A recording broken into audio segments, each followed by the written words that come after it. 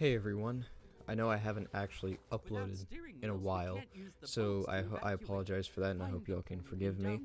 I just haven't really been, I've just been lazy with YouTube is what it is. But I'm back to make another video on a game that has impacted me very heavily. If you saw a couple weeks ago, I uploaded a video, like a little snippet of me 100%ing Rehydrated. Now, a lot of you probably didn't watch it because maybe you don't care that I 100% Rehydrated, but I care about it a lot because it is a game that has had a very big impact on me. Today we're going to be talking about Rehydrated and just an in-depth video on Rehydrated in general. So, without further ado, let's get started. So, if you don't know anything about Battle for Bikini Bottom, it is basically just it's a Spongebob game. The plot for it is Plankton unleashes robots on Bikini Bottom, and you play as SpongeBob, Patrick, and Sandy to destroy these robots. And that's pretty much the main story. But you also have to collect things to progress. It's a collectathon game, so you have to collect golden spatulas in order to unlock certain parts of the game. So if you want to go to Goo Lagoon, Kelp Forest, the Mermalair, any places like that, you have to have a certain amount of golden spatulas before you can enter those areas. So that's pretty much about the game. Now, my personal experience with the game is that I have a lot of nostalgia with it. I played the PS2 version when I was younger, and I also replayed it again before this remake came out. So I have a lot of nostalgia for this game. I played it whenever I got home from school when I was in elementary school. I played it on my sick days. I played it all the time when I was a kid. I don't remember my exact story and how I actually got the game, but I know I was into SpongeBob a lot as a kid, so maybe that was just the main selling point.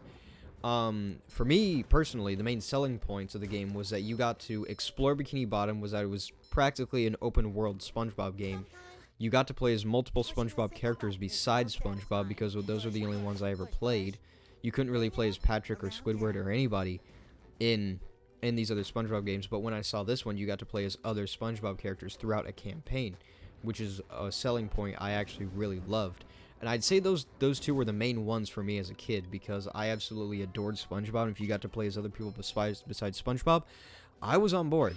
So, I don't know what the actual story was behind how I actually got the game, but I know I got it as a kid, and I ended up falling in love with it, and I have been a fan of it ever since I was a kid.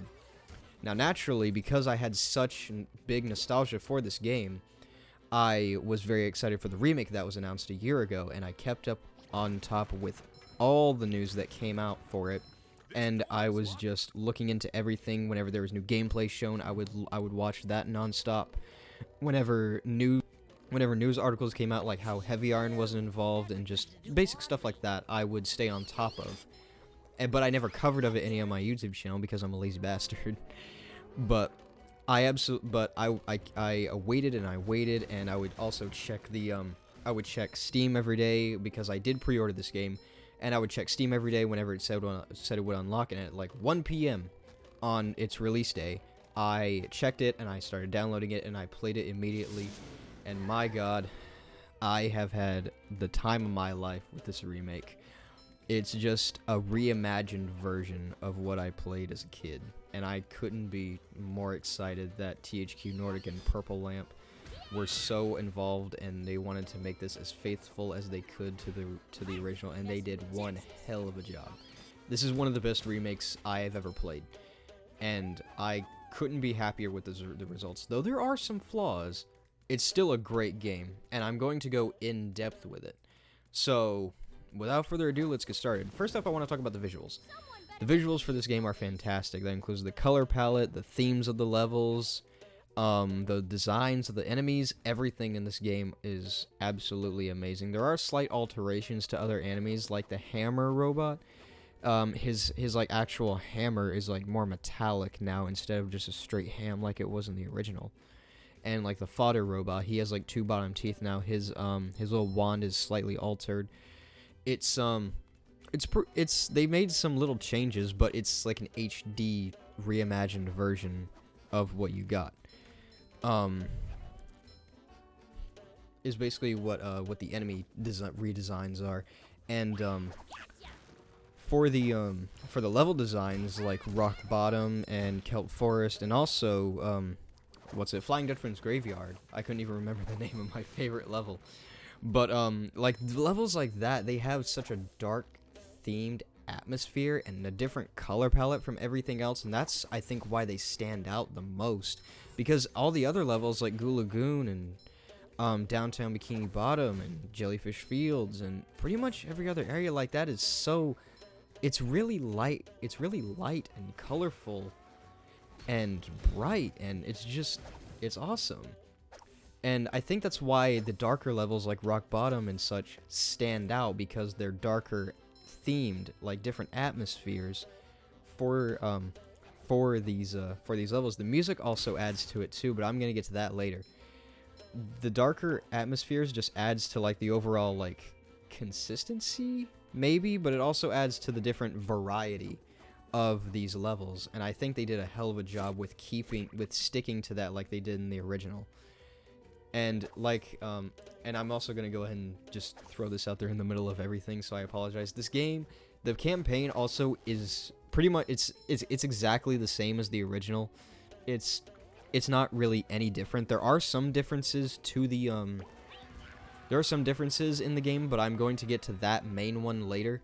But except for the visuals, you know, the visuals are just, you know, of course, like I said, they're outstanding. But they are it's also just an HD revision of Battle for Bikini Bottom. It looks vastly different. But that's pretty much it with the visuals. Next up, I'm gonna talk about the gameplay. The gameplay is it's great. I think maybe I don't know, because I actually haven't really tried playing this on a different platform yet. I'm still playing it on PC. And like I said, I played the PS2 version when I was a kid, and I also played it before the remake came out. So I'm very much used to the PS2 controller, and it's very weird with a mouse and keyboard now. Not that it's a bad thing or anything, but it's very different, I will say, and it just takes some getting used to for me is all. And yeah, it's just different. That's pretty much all it is, and I just need to actually, you know, I actually need to just get comfortable with it and get used to it. But that's enough about the controls. Let's talk more just about the sole gameplay. And the sole gameplay is fighting robots and collecting golden spatulas. There are other things to collect too, like Patrick's socks and shiny objects for Mr. Krabs, but those two are optional, and I think you'll spend less time collecting those than the golden spatulas. And you'll also spend a majority of your time fighting enemies and exploring around these levels as well.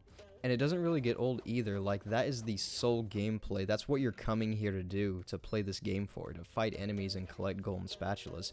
And it never really gets old. I think it's good for what it is. It knows what it is, and it sticks to it. It does never really get old. That's why it has such a big replayability value. To me, it does anyway.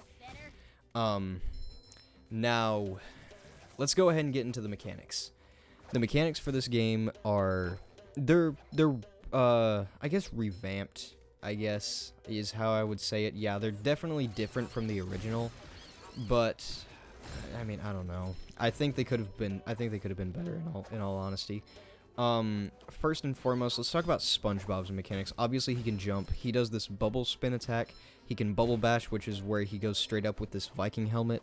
He also has like a ground and pound thing with his bubble feet, and he also has the bubble bowl and the cruise bubble.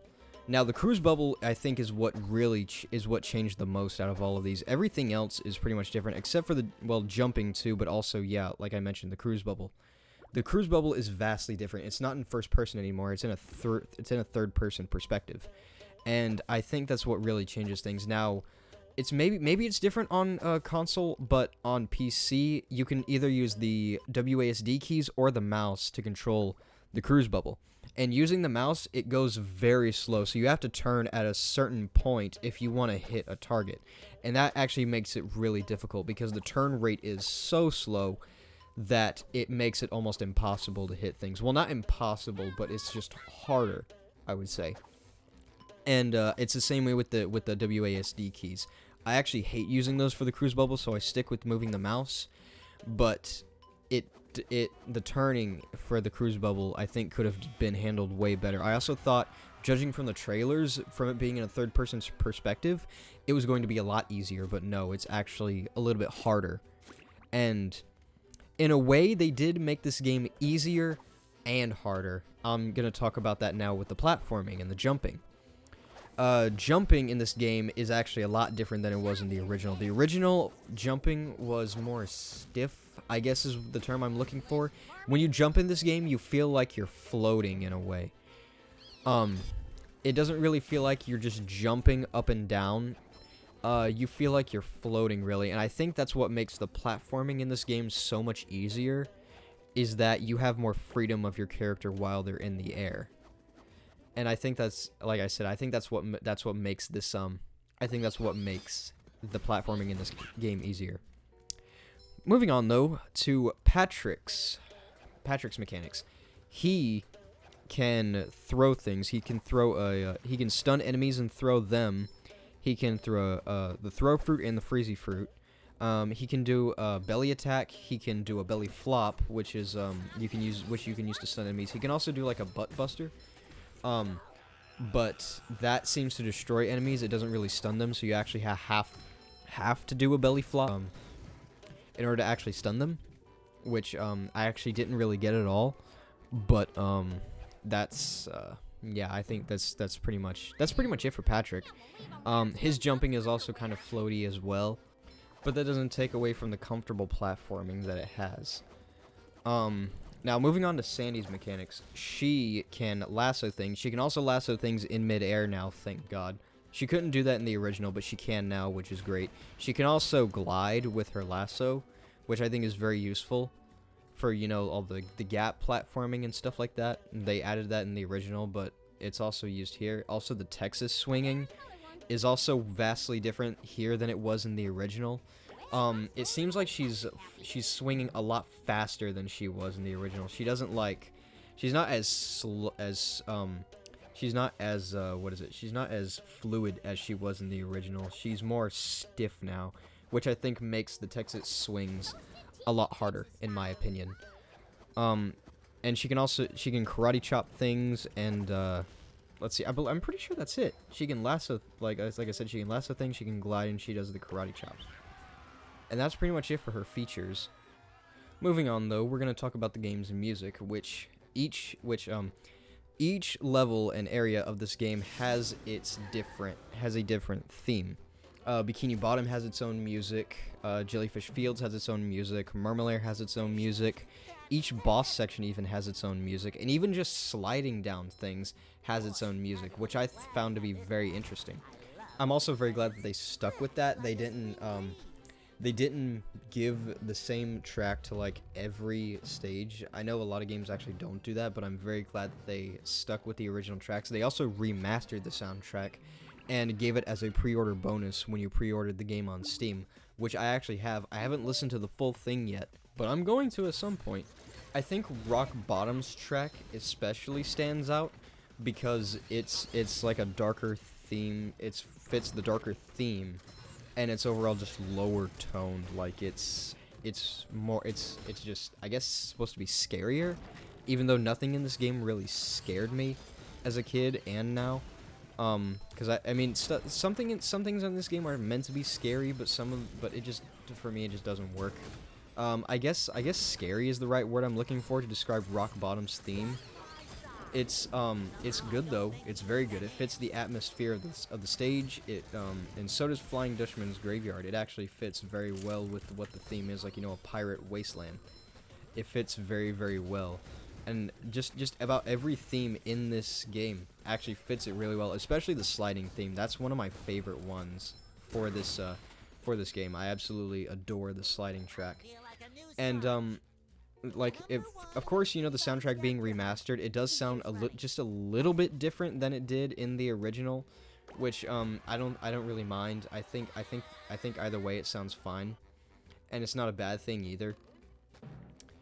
But going ahead and talking about the biggest thing in this game, and one of the big selling points for Rehydrated, was the added content that wasn't in the original. There is a lot, and I mean a lot, of additional content that they didn't add in the original Battle for Bikini Bottom. There were different ways to access a couple unused stages in Battle for Bikini Bottom. There was additional part, like second phase, I guess, of the Spongebob Squarepants fight. And that was, people are calling it the Musclebob Buff Pants stage, where you had to play as Patrick to defeat him in this stage while SpongeBob was inside disabling the brain.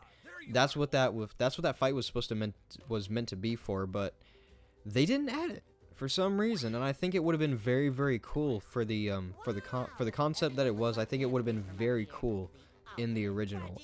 There was also videos surfacing of people accessing a secret unused Patrick's Dream level, which is basically just an ice cream wonderland is what it was. And it wasn't used. It was just put in the game's files for some reason. And they didn't include it in the original game for some reason. I just don't know why I really don't know why they didn't do it. But I think it would have been a very cool concept. There was also different concept art for a Glove World stage. There was also different concept for I'm trying to think of what it was here. The robot Squidward fight. There were like, you get my point. There were different concepts for different things that they could have added, but they didn't. And like I said earlier, one of the big selling points for Rehydrated was the additional content. And now, here's my opinion for that additional content. I think it was a big misuse of the additional content and a missed opportunity that they could have done with the additional content. Like they said in the game's description, they want it to be a faithful remake of the game, which I have nothing against. I'm all for a faithful remake of a childhood favorite game of mine. But I feel like they could have executed the additional content in a much better manner. They didn't include any of the additional content into the campaign. Instead, it all went towards a multiplayer mode, where you can play either online with people or play co-op with people, or you can play by yourself. But that's where all the additional content went. They used Patrick's Dream stage for that, like I mentioned earlier, that they were able to get into the game files and uncover. Patrick's unused stage, Dream stage, was used in the multiplayer mode for Rehydrated as a map of sorts. And Robot Squidward was also implemented, and so was Musclebob Buff Pants. But you're not fighting Musclebob Buff Pants. He's just used as a stage for the Horde mode in the multiplayer. And that's all the Horde mode, and that's all the multiplayer is. It's just a Horde mode, swarm after swarm of robots that you have to fight. And then there are these platforms you can jump on to do an attack to Robot Squidward. And the big thing that you're doing the multiplayer for is fighting Robot Squidward, but the Robot Squidward, it's barely even a fight. You just stand on a platform and then his arms explode. It's a very big missed opportunity for that unused content. Do you know what they could have done? The things they could have done if they added that content to the single player campaign, and you had a couple additional boss fights. I think that would have been amazing. I think a lot more people would have enjoyed the single player campaign that are also playing this game for the first time. I don't know. I guess what I'm trying to say is that I'm very disappointed by the use of the additional content that they had, and I feel like they could have done a exponentially better job with it than what they did. I have played the multiplayer a couple times, and while I did enjoy myself, I still think that it was a missed opportunity with that content. I also think that if they added Patrick's Dream stage like it was intentionally meant to be used, it would have been vastly different than what we got, because all they did was reimagine or like remake his original dream, which was just where he was, standing in a black room, and you just got it. That was basically just a free golden spatula for you. There was if they added that dream stage in there, I think it would have been great. I think it would have worked a lot better, honestly. I mean, honestly, well, not a lot better, because that pitch black room was it was in the original as well, but and it was just kind of like, you know, it was for comedic relief is what it was. But if they made it different and they added that dream stage there, I think it would have been a great change for the game. In my opinion, I think it would have been great. I don't think it would have been vastly different, or I mean, it would be vastly different, but it wouldn't. I don't know what I'm trying to say. I guess what I'm just trying to say is that if they added the content the way it was supposed to be used, I think it would have made for a more unique experience to those that have already played the game as a kid or anything. And then going back and revisiting this remake, I think it would have made for a more unique experience, and it wouldn't have been, like, you know, as disappointing as it was. So overall, in the multiplayer mode, I'm a little disappointed by it, in all honesty. But on the campaign, I loved it. I absolutely loved the campaign. I am doing a second playthrough of it now, and I'm actually going to start up a Twitch channel, so if you all want to follow me over on Twitch, I'll leave a link in the description for that. And I'm going to be doing various, like, gaming challenges. Like, I'm going to be doing a 3 underwear only run over on Twitch, so if you all want to watch that, I'll leave a link in the description, and I'm also going to be announcing every time I'm live on Instagram and on Discord. But I'm not just handing my Discord out for free. So I'm going to be announcing every time I'm live on Twitch. So I'm going to leave a link to my Instagram down in the description below if you all want to go and look at that, and if you want to, come and join the stream and say hey. But overall, Battle for Bikini Bottom Rehydrated. It's a good game. It's a great game, but it definitely had some missed opportunities. But is it a bad game by any means? Fuck no. It is not a terrible game by any means. GameSpot and IGN's reviews for these games were absolutely awful. They didn't really... Well, I don't know. I only watched the reviews once, but because it got such negative feedback, it really pissed me off. I think a lot of the positive reviews on Steam for this game were literally just to smite IGN and GameSpot because their reviews were so bad. And it was really disappointing for me to get these negative reviews too, because I grew up loving the game and I was excited to play this remake, and upon playing it for the first time, I thought it was really good.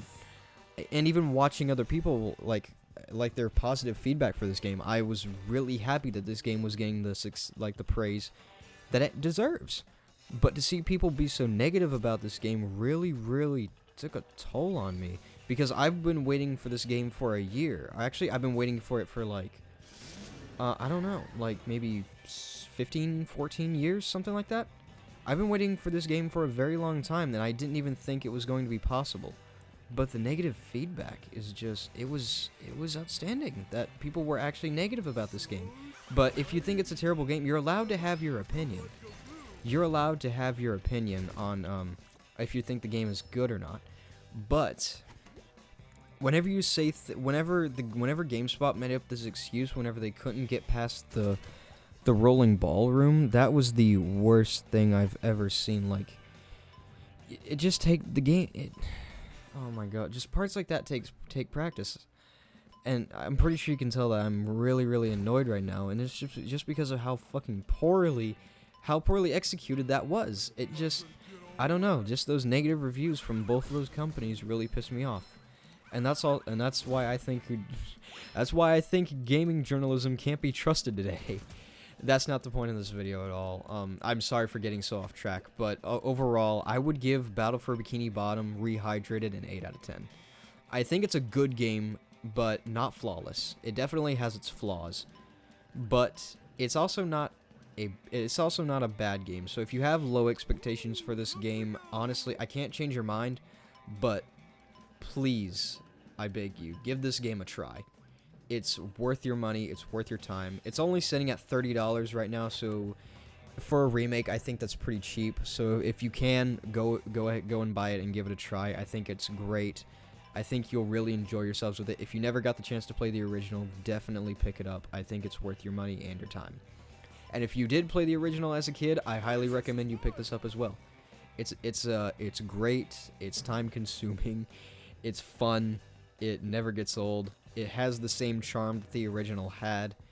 It's not flawless either, but it's great. And I think the vast majority of you that do choose to play this will really end up liking it. So, with that being said, I hope you all enjoyed this video, and I hope that you all are being safe with everything that's going on in the world right now. And I'll be making more content like this in the future, so I hope you all are excited to see more of this, and I hope you all enjoy, and I hope you're all sticking around with me for the ride. So thank you all so much for watching. Be sure to like and subscribe, and follow all my social medias down in the description below, and come say hey on Twitch like I mentioned earlier. So that's really about it. See you guys.